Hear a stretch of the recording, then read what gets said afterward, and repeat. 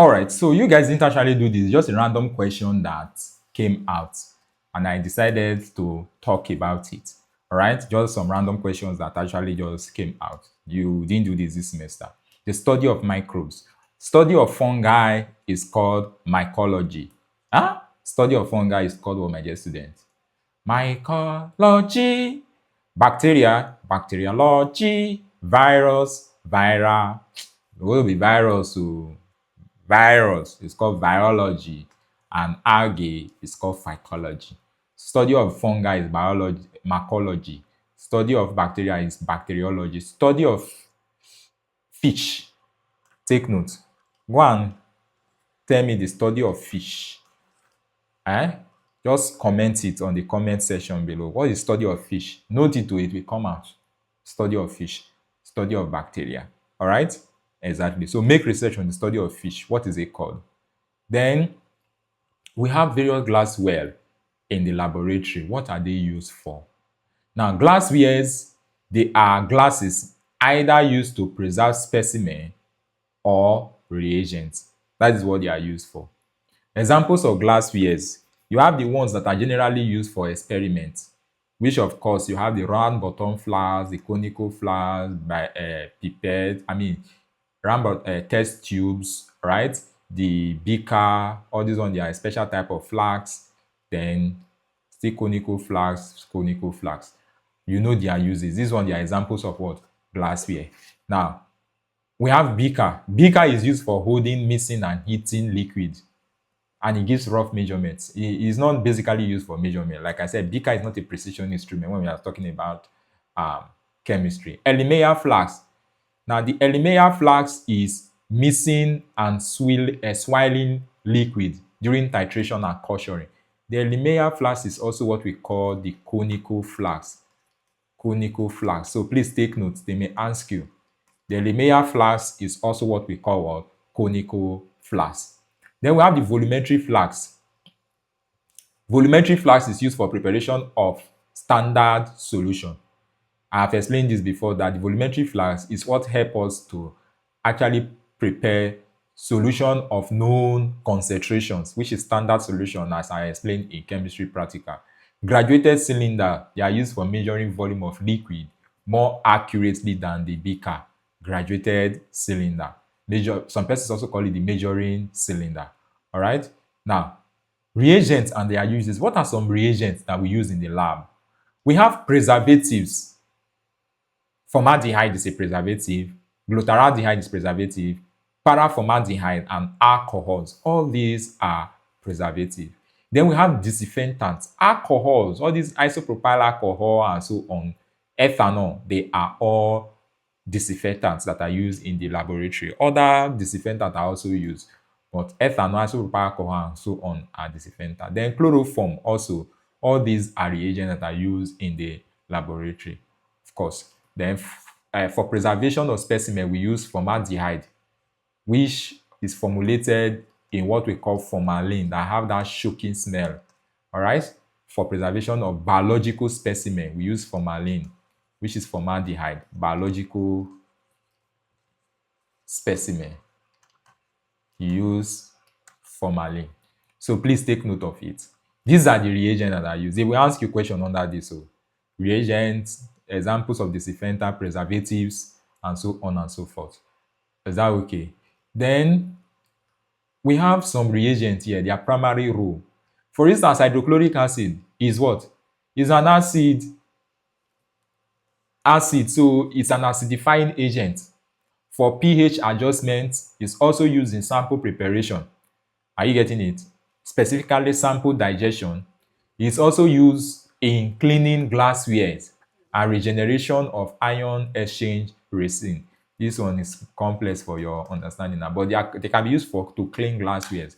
Are you getting it? Let us say you want to actually use ACl for a particular experiment. You can just turn small inside, or there are some glasswares that you know that that particular thing that's stuck, let's say there's a dirty glassware, you know that that thing that is there, if you put ACl in it will react with it and you can easily clean it. You can just put ACl to clean it up. All right. So it has all this function, but the major function of ACl is adjusting pH because it's an acid. It's an acidifying agent. Phenolphthalein is an indicator, acid-base indicator. Colorless in acid and pink in base. That's phenolphthalein. All right? Phenolphthalein. Then we have bromothymon blue is also acid-base indicator. Are you getting it now? It's indicator for acidic, neutral, and basic solution, detecting carbon dioxide production, which changes from blue to what? Yellow. Is bromothymon blue. The most important thing is that you should know that bromothymon blue is an acid-base indicator, phenolphthalein is an acid-base indicator, hydrochloric acid is an acid-base indicator. Nobody will ask you deep chemistry questions from here, right? Hydrochloric acid is acidifying agent for adjusting pH, not acid-base indicator. All right. Then reagent, chlorine water. Now, why do you use tinted glass? That was actually the question for this particular one. The question here is, why do we use tinted glass? Like glasses that are not too clear to store all these things. Chlorine water. Tinted glass, light cannot pass through them. Are you getting it? Chlorine water prevents decomposition by light. Is that understood? Chlorine water prevents decomposition by light. Then we have silver nitrate, prevents reduction to silver metal. Are you getting it now? The tinted glass prevents chlorine water to be decomposed. Tinted glass prevents silver nitrate to be converted to silver metal. Tinted glass prevents vitamin B12 from photodegradation. Photodegradation is when light passes through something, it breaks it down to give us some other compounds that may even be harmful or may not be active. Potassium permanganate is put in tinted glass to slow light catalyzed decomposition. Now, they may ask what is the color of potassium permanganate. It is purple or violet. You may see a question like this. What is the color of potassium permanganate? It is purple or violet. Potassium permanganate is what, my dear student, either purple or violet color. Purple and violet are almost similar. All right? For those of us that don't even know colors, all are purple, they call them. All right? So the idea we are trying to pass at here is that we put all these in tinted glasses, colored glasses, so that most of them is prevent decomposition, silver nitrate prevent reduction, vitamin B12 prevent photodegradation, and potassium permanganate is slows light catalyzed decomposition. All right? Now, what are some laboratory equipment that we have in the lab and they are using? Of course, microscope. What is the microscope used for? Everybody should know this one. What is the microscope used for? For what? Magnifying cells and microscopic organisms for detailed what? Observation to enlarge specimen. Glass holders, test tube, clamp, tongs. They are used for safely holding and moving hot or chemically filled glassware. Are you getting it now? pH scale. pH scale is used for measuring the acidity, the degree of acidity or alkalinity of a liquid. That's what the pH scale is used for. Then test tube rack. Of course, it's used for holding test tube. Autoclave. Autoclave is for sterilization of equipment and media using high pressure steam to kill all microorganisms. What is the autoclave? We actually taught this autoclave, I think, in pharmaceutical chemistry. Detailed explanation of what the autoclave is. Autoclave is used for sterilization. Sterilization is the process whereby all forms of organism, living organism, all forms of viable forms of organism are removed from a substance, especially substances that are going through parental means, kind of like injectables, things that you know that you will get in contact with your body fluid. You autoclave them so as to prevent any kind of what? Infections. All right? By autoclaving them, you are sterilizing them. Sterility just means like you are killing all forms of life in that substance. That is what the autoclave is used for. Dissecting kit, of course, to tear, to perform dissection. like those rats that people did in the lab. I don't know if people did rat or okay, it's next semester people do rat. Did you do rat, frog, and co? Then weighing balance, measuring the mass of chemicals or samples with high precision. All right, that's what you use the weighing balance for. Then stopwatch, precisely measuring elapsed time. Everybody supposed know what stopwatch is used for now. Retort stand, providing a stable support frame for holding clamps, ring, and other apparatus during procedure. That is the use of retort stand, especially during heating process. You use your retort, that one retort stand, or is it retort they use for that? No, that's not retort stand. That one has a name for heating. Why this thing just vanish from my head? When I remember, I will tell you people. All right. Then we have amber color glass. Store light sensitive chemicals to prevent photo degradation caused by UV or visible light. That is why we have amber color. If a glass is colored, light cannot easily pass through that glass. Are you getting it? And if light cannot easily pass through the glass, what do you think will happen? There are some substances that light destroys. Are you getting it? So those things they are put into color glass that light cannot easily pass through. Then we have plain glasses. This one they are clear for storing chemicals that are not reactive with air or light for general use, like water. Water does not react. You can put them in plain glasses. All right. So that is that. Now let's look at some models and their uses. What are models? Models are teaching aids that assist the instructor to drive their lecture to a real-time situation. Kind of like what visual aids, so that you will understand what the person is trying to show. For instance, if I say lungs, right and left lungs, and I don't have this diagram here showing to you, some of you may be confused. Which one is lung? Which one is kidney? But by showing this, you know that I'm talking about the lungs. By showing this, you know I'm talking about the heart. These are models. Are you getting it now? They are prepared in the form of posters, albums, plastic casts, and synthetic casts to show different parts of the human body, animals, or plants. Some of these models, you will see them plastic, like all those skeleton that you see in the biology laboratory that looks like a real skeleton, but it's plastic. Sometimes those of you that will go to nursing later, you see some for pregnant babies, pregnant women, some during childbirth, how you should position the head of the baby. Those ones they are models that help you to actually visualize how the something should be done. Are you getting it? There are models of the heart that when you carry it, you now visualize it, like you can open some component to view things inside. Those are models. They help teaching generally and for you to really understand the concept and visualize. We have the heart. This is the heart.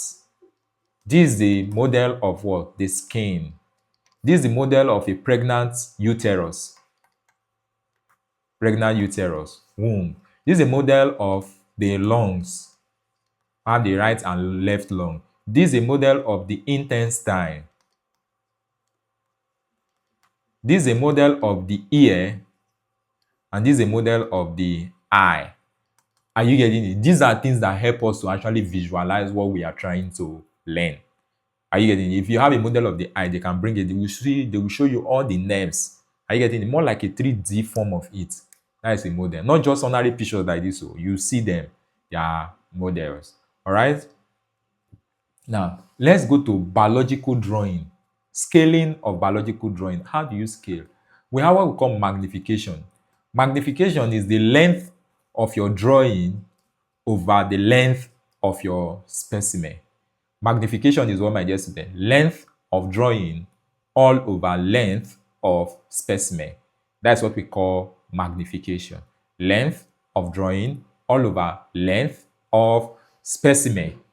That's what we call magnification. Now, what are some of the features of good drawing? The magnification actually tells you the relationship between what you draw for paper and how you really live for life. Whether the one you draw for paper is smaller than how it is in life, or the one you in life is bigger than what you have on paper, or what you have on paper is bigger than how it is really in life. Are you getting it? Magnification is what helps you to do that. And what you need to do is to measure the length of the drawing all over the length of the specimen. Now, what are some features of good drawing? A good drawing must have a title that reflects the drawing. A good drawing must what? Must have a title that reflects the drawing. Not that you say a grammatical representation of frog, but what you drew there was a fowl or a hen. It must have a title that actually like points to what you have drawn. Then we have label. Every drawing must have at least, depending on the kind of drawing, must have at least 5 labels according to what is your material. 5 labels telling us the different parts of that drawing. It must have a magnification, which we said the length of drawing all over length of specimen, that tells us how large or how small that drawing is. Are you getting it? Then proportionality. Then accuracy. It must be accurate. Then your drawing must be very neat. Is that okay? Your drawing must be very neat. Is that understood? So that is that. Now, I want to talk about proportionality. It's more like what you draw must resemble wetin e be for real life. You wan draw fowl, you call the good draw something like me wey no sabi draw. I'm just using this as a caricature. Or you want to draw a goat, you are now drawing this. Oh, does this look like a goat? Because some of you, this is the kind of things you draw. Does this look like a goat? It doesn't. All right? Or maybe you now have your ear here. Does this look like a goat? It doesn't. So what you draw must reflect at least what it is in real life. Proportionality. It must be accurate. It must be neat. Don't go and draw nonsense. You erase, clean. Erase, clean. Draw, erase, draw, erase. Are you getting it? It must be very neat. These are features of a good drawing. Must have a good title, must be properly labeled, must show the magnification, proportionality, accuracy, and what? Neatness. Now, field of view of biological drawing. Now, once you are drawing, most times you cannot achieve 3D view. 3D view means like all parts. You can't draw all parts. So most times you only draw one part of it. The view you draw, you must also state it. A dorsal view, a lateral view. Are you getting it of the diagram? In a situation where you are able to, like, there are some 3D images now, like all those in architecture and the rest that can draw 3D. And when you see it, just looking at it, you'll be able to tell every part of it. But most biological drawing, you only draw one side. You must also state the view you've drawn so far. Now, we have what we call dorsal view. What is the dorsal view? The view of an organism as seen from above or from its backside. From above. Are you getting it? From above or from its back. Like you are looking at it. If you want to look at the back of a fish, it's from above, you look at it. Are you getting it? That is what we call the dorsal view. Then lateral. Anatomy student will not have issue with this. Let us say this is a fish you drew. You drew.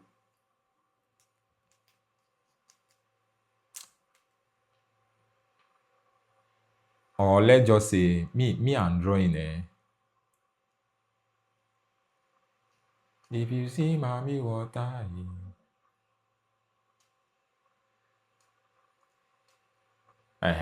Let us say you are viewing it from the top like this. That is the dorsal view.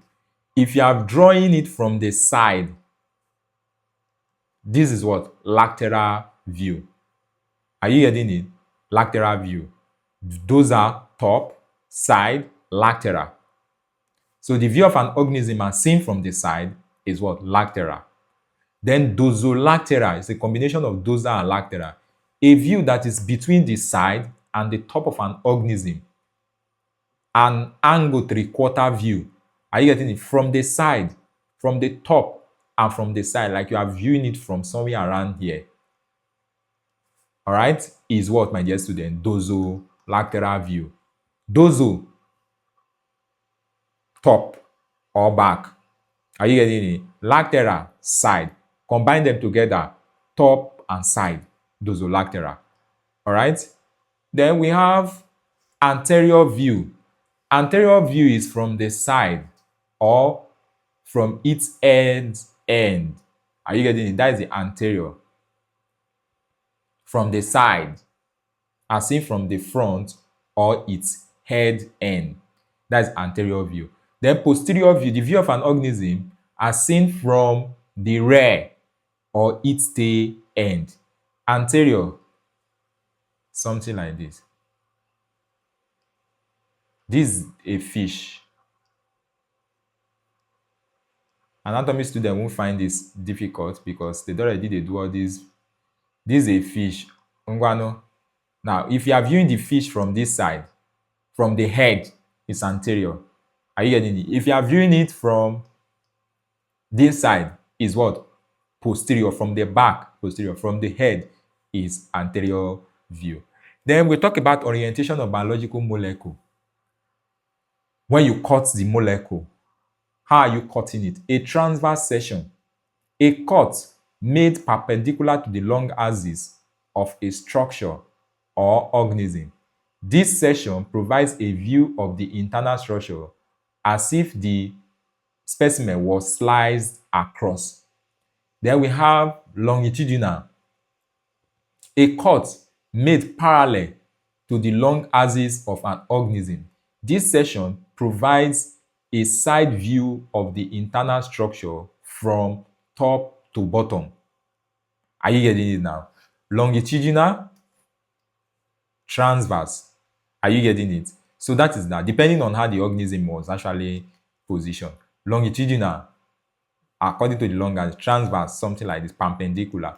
All right. So if the organism is made like this and you cut it this way, that is a transverse. Are you getting it? If the organism is like this and you cut it this way, that is what? Longitudinal. Now, whole mount organism, there are some organisms that you view the entire organism. An entire specimen prepared for microscopy viewed without being sliced into section is called whole mount organism. It is a whole, transparent, often 3D view of a very small organism. This one is particular to very small organism. Now, we learned ecology. What is ecology? Ecology, we said, is the interaction between living organisms found in a particular place. Are you getting it now? That is ecology. Interaction between the biotic and the abiotic component is ecology.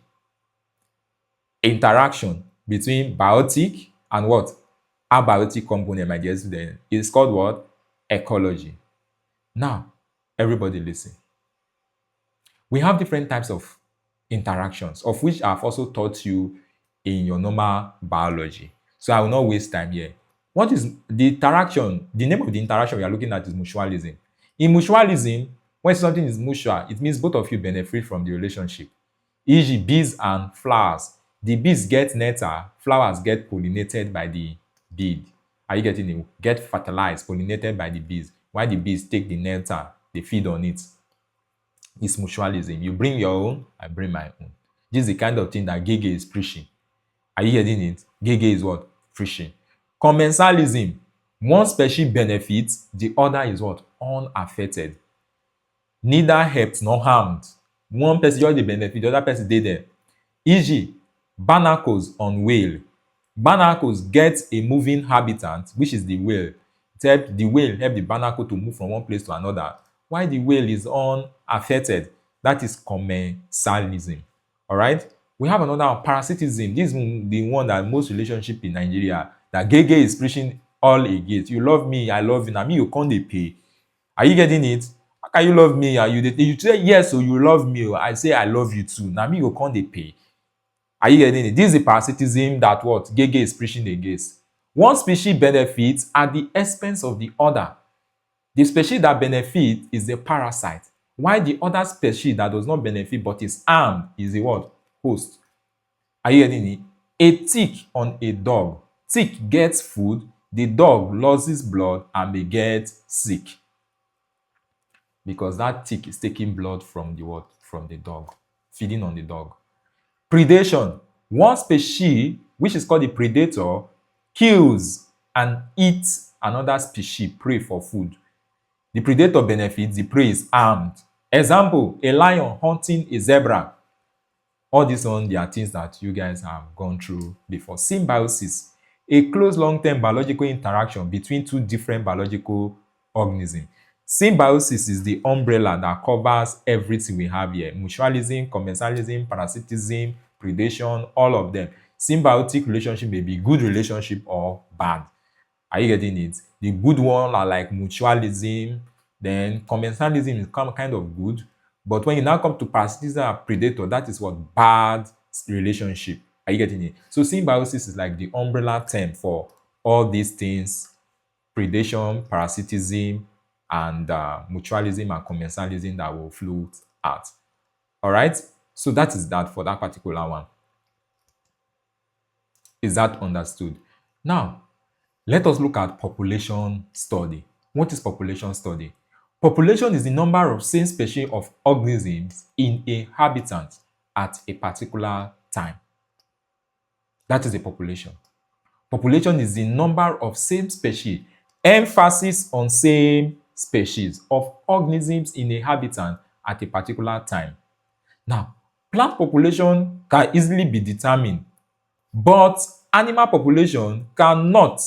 This is but animal population cannot, please, sorry about that, easily be determined. Why is animal population, why do we think animal population we cannot easily determine it? It is because animals move from place to place. Plants, they are static. Although they move in response to food, nutrients, and light, right? Phototropism and chemotropism and so on and so forth. But not like animals that are locomotive in nature. Before you put one animal there, before you come there, the animal don't do it. It don't move, come on there. So they are not easily determined, all right, because of their nomadic nature. But you can also determine animal population, population by what? Using a method which we are going to look at later. Now, the method that is used to study plant population is called the quadrant or quadrant method. Quadrant method. The quadrant frequency is frequency of species all over the number of tosses. I mean, the number of this. The quadrant, you know what it is. 4 corners that you threw, and then you count the number of organisms there. So the frequency of the quadrant is the frequency of the species. How many species are there? The same species are there, divided by the number of times you did what? You tossed it. Then the population size is the frequency per quadrant divided by what? Area of the quadrant. Frequency of the quadrant divided by the area of the quadrant. That is the population size. Now we have some questions here. Population is defined as the total number of organisms in the world. No, the number of same species of organisms in a habitat at a particular time. That is the correct answer. Next, which of the following methods is commonly used to determine plant population? I said the quadrant method. Quadrant method. All right. In ecology study, quadrants are used to determine plant population. We said that. The formula for frequency of species in quadrant method is what? Frequency of species divided by the number of tosses, which we have here, C. All right. The frequency quadrant is that. The population size in a quadrant study can be calculated using the formula. Population size is frequency per quadrant all over area of the quadrant. Population size is frequency per quadrant all over area. We did something like that here. Look at it. Population size, frequency per quadrant all over the area of the quadrant. All right? So please take note of that. Very, very important. Now, which is the most suitable for estimating animal population in a habitat? Is the capture and recapture method. Animals, you catch them, recapture, catch, recapture. Are you getting it? So that one is very tedious as compared to plant where you just have to throw, count, throw, count. People did this in field work, right? field work where you went to do catch and count the different species present in a particular place. All right. Now, let's look at pollination, my dear student.